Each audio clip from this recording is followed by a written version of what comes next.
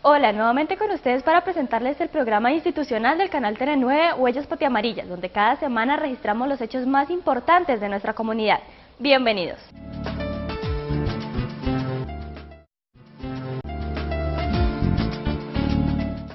Con total éxito, la exposición de los dibujos de los niños de Teresín se realiza en la Casa de la Cultura. Los jóvenes del Instituto Técnico Aquileo Parra han visitado y apreciado esta muestra.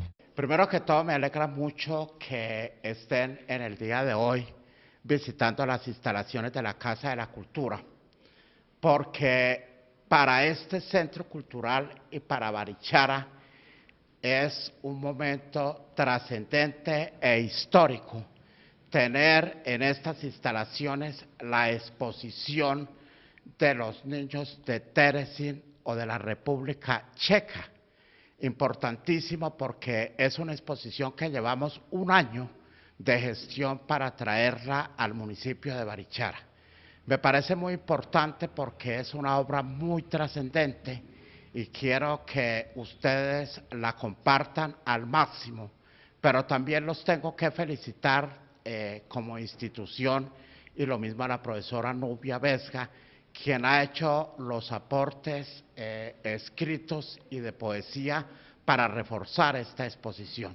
Ustedes, los más de 300 estudiantes del Aquileo Parra, escribieron poesía, de las cuales 18 fueron seleccionadas para estar en este salón, en donde está también la exposición de los niños de Barichara, y 2 de esas poesías aparecen en este catálogo internacional. Este catálogo está en el Museo Judío de Praga. En todo caso, me parece muy importante y ustedes le vean la importancia y la trascendencia de lo que está aconteciendo en nuestro municipio y en esta Casa de la Cultura. En todo caso, los quiero felicitar, les quiero dar las gracias por ese apoyo incondicional que han hecho a esta exposición, y les reitero, de igual también aprovecho la oportunidad para darle las gracias a la administración municipal que ha financiado el 100% de esta exposición. Aprovechen al máximo, pues, mirar obra por obra, analizarla. Repito, en esta sala número 2 están los artistas del taller de Luis Eduardo Mejía, el cual invitamos de manera especial y le queremos dar las gracias para que miren la obra de los niños de Barichara y los futuros grandes artistas internacionales que están en este evento. Y en la sala número 1 está la exposición de los niños de Terezín o de la Segunda Guerra Mundial. Esta exposición que es hecha para ustedes. Ese fue mi propósito. Mi lucha y mi trabajo fue para los niños de Barichara. Esta exposición fundamentalmente es un homenaje. Le están rindiendo a esos niños con esa visita que ustedes en este momento están haciendo a la Casa de la Cultura. En las fichas técnicas de la exposición, ustedes van a encontrar 3 fechas. La primera fecha, la de nacimiento del niño. La segunda fecha, cuando llegó al gueto. La tercera fecha, cuando mataron al niño. Y van a encontrar también algunas fichas técnicas de sobrevivientes. Entonces, en realidad, el recuento general de la exposición es ese. En los pendones exteriores está toda la memoria del curador internacional de la exposición, que hace todo el relato de lo que significa la exposición. En esta sala encontrarán que seguramente habrán algunos dibujos de ustedes, me imagino, o poemas de los niños que participaron en esta exposición, que son ustedes quienes le están rindiendo homenaje. Una corta historia sobre Azocheca y sobre la exposición y sobre Terezín, aunque me imagino que ya han investigado un poquito de qué se trata. Azocheca es una asociación colombo-checa, donde están invitados todos los presentes, sin límites. Es de la amistad entre Colombia y la República Checa. Nosotros, un pequeño grupo de personas, sea checos de origen, sea descendientes de los checos, como las 2 amigas que me acompañan, a veces gente joven checa que atraviesa por Colombia y casi a todo el mundo Colombia le gusta, hemos tomado la decisión de tratar de traer a Colombia muestras de arte y cultura de la República Checa, porque poco se sabe, en este caso más historia que otra cosa, y también nos gustaría mucho llevar a la República Checa muestras artísticas colombianas. La asociación es muy chiquita y muy jovencita, no tiene más de 4 años, pero hemos tenido la oportunidad de obtener los dibujos que están en la sala contigua, como dijo don Humberto. Esos dibujos son copias, claro. Los originales de esos dibujos están en Praga en una sinagoga judía, porque los custodia el Museo Judío de Praga, es decir, una entidad que preserva lo poco que se ha salvado después del último holocausto, porque el pueblo judío ha pasado por muchos holocaustos en su historia, pero el último más dramático era durante la Segunda Guerra Mundial. Toda Europa, yo creo que ustedes ya han visto esa parte de historia, ha sido ocupada desde el año 38 por los nazis de origen alemán. Lo digo así porque no me parece que todos los alemanes sean nazis, pero sí en ese momento la política que predominó y el que los dirigió, el canciller, era Hitler, y esa era la política del momento. Desde el año 38 comienzan a ocupar toda Europa, se ve en el mapa. Cada país, recordemos que Europa son conjunto de países relativamente pequeños, a veces como 2 departamentos nuestros, pero que cada uno habla otra lengua y tiene otra historia. Un país como Suiza es pequeñito, Bélgica, Holanda, son países verdaderamente pequeños, Hungría, muchos otros. Otros son más grandes como España o como Francia. Todos ellos fueron poco a poco, paulatinamente ocupados por los alemanes, que significaba que de un día a otro, para que se lo puedan imaginar un poco, les dan una orden y es que todos hablan solo alemán. Los checos no, la lengua checa es una lengua eslava, nada tiene que ver con alemán, no se entiende.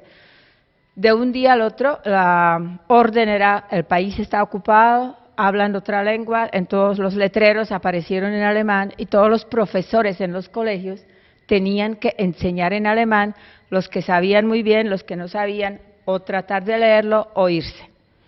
En ese régimen que rapidísimamente se instauró, en 2 años los alemanes que fueron ocupando el resto de Europa decidieron que los judíos como raza, que vivían durante miles de años en lo que es hoy República Checa, Hungría, etcétera, etcétera, son diferentes a los demás. Muchos de ellos no tenían ni idea por qué, especialmente los niños y los jóvenes no entendían por qué, si nacieron en Praga, por ejemplo, hablaban checo, ni sabían de qué origen eran sus abuelos o bisabuelos. Aún así, aparecieron las listas y de un día al otro los niños de origen judío o semijudío mixto, papá o mamá, no pudieron volver a los colegios, no pudieron volver a los lugares públicos, a un restaurante, a un café, a un circo, a un teatro, a ningún espectáculo. Se podían, mejor dicho, si es judío, sale. Esta situación empeoró 2 años después, cuando los alemanes decidieron que los judíos deben además vivir solos, todos juntos en guetos, es decir, en unos campos de concentración. Uno de ellos era Terezín, cuyo nombre aparece ahí. Terezín es un pueblo, una pequeña ciudad, quizás tan grande como Barichara, checa, donde llegaban trenes. Y esa ciudad, los alemanes, que ya estaban de todos modos ocupando todo, decidieron que ahí iban a vivir solo judíos como una parte de un gueto, es decir, una cárcel, un gran, que llamamos campo de concentración, pero básicamente, es decir, aquí ahora van a vivir los viejos, allá al frente los otros, los que vivían ahí tenían que salir, les dieron 24 horas, y comenzaron a llegar trenes llenos de judíos, en general viejos y niños, porque los que estaban en capacidad de trabajar los llevaban a los campos de exterminio que tenían los alemanes, que era Auschwitz y muchos otros, eran muchos. Entonces, en ese pueblo, de repente, lleno de niños y viejos, que no se conocían a veces porque no necesariamente era el abuelo con el nieto, sino aquí los 4 y allá los 4. Y vivían en las mismas casas, tenían algo de comer, no los maltrataban, de hecho no los maltrataban con castigos físicos, pero no había mucho que hacer. Entonces, personas como la profesora de ustedes, como uno, que sabían de algo, decidieron enseñarles por su cuenta, porque para que no estén ahí, digamos, deambulando. Y a estos niños les enseñaban principalmente las lenguas, es decir, el checo, no sé si también su lengua, yiddish, no lo sé, pero checo sí sé, la mayoría además no sabían otras, pintar y música. Además, entre los viejos llegaba mucha gente que sabía de música, inclusive famosos compositores, pero eran de origen judío o famosos escritores. Entonces, en cosa de meses, en esa ciudad, Teresín, en ese gran gueto, la gente se fue organizando, los niños tomaban clases de la lengua, pintaban y dibujaban, pero no tenían condiciones que tienen ustedes, no tenían papel, no tenían con crayolas o témperas. Entonces pedían a sus familiares que podían cada 15 días mandar un paquete de 20 kilos, que en vez de comida les mandaran elementos. Y fuera de eso, entonces la gente, por ejemplo, mandaba un violín o una guitarra, los de afuera. Entonces así allá entrenaban, ensayaban, componían, hicieron obras de teatro, hicieron óperas. Es una conmovedora historia de la colaboración de un gran grupo de personas que antes no se conocían, que están en una situación extrema, en cautivos, no podían salir de ahí. Y comenzaron a escribir poemas y dibujar. La profesora los trataba de guiar, el papel original es papel reciclado. Por otro lado, normalmente habían cuentas alemanas o cartas alemanas que los alemanes dejaban, entonces les dejaban que lo usaran.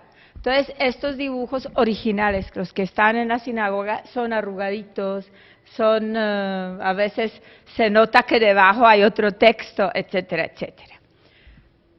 Teresín, durante los 3, 4 años de su existencia, porque ahí llegaban y de ahí se iban. Es decir, por las mañanas aparecían listas alemanas que decían, hoy salen, entonces párense aquí los primeros 20 y se iban en un tren a Auschwitz, donde iban a las cámaras de gas, los viejos y los niños. Es decir, era un lugar de paso, donde algunos duraron 15 días y otros 3 años. Y de los 15.000 personas que por ahí pasaron, de niños, los que se sabe, se salvaron 100. Todos los demás murieron. Son personas que murieron en un lugar desconocido, porque la mayoría murió en ese enorme campo de concentración que era Auschwitz, donde había enormes cámaras de gas y la ceniza la echaban a un río o a una tierra junto. Es decir, son personas que nunca han tenido, es decir, no conocemos sus tumbas, no sabemos, es decir, polvo eres y polvo se convertirás en alguna parte. Lo cual es muy doloroso para uno, no saber dónde está su familia. Entonces eso tuvo un tiempo, digamos, prudente, donde precisamente esta comunidad, este museo judío se encargó de buscar, ver si han sobrevivido, si no han sobrevivido, si tienen parientes, para saber cómo preservarlo o cómo publicitarlo. No lo han publicitado mucho.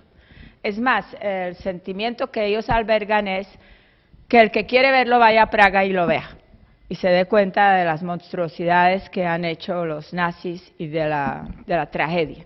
Nosotros sí somos muy orgullosas porque nosotras convencimos a las actuales directivas de que nos prestaran, de que nos entregaran esos 40 que ustedes ven, los imprimieron y nos lo entregaron. Nosotros lo mandamos enmarcar con el compromiso que estamos cumpliendo.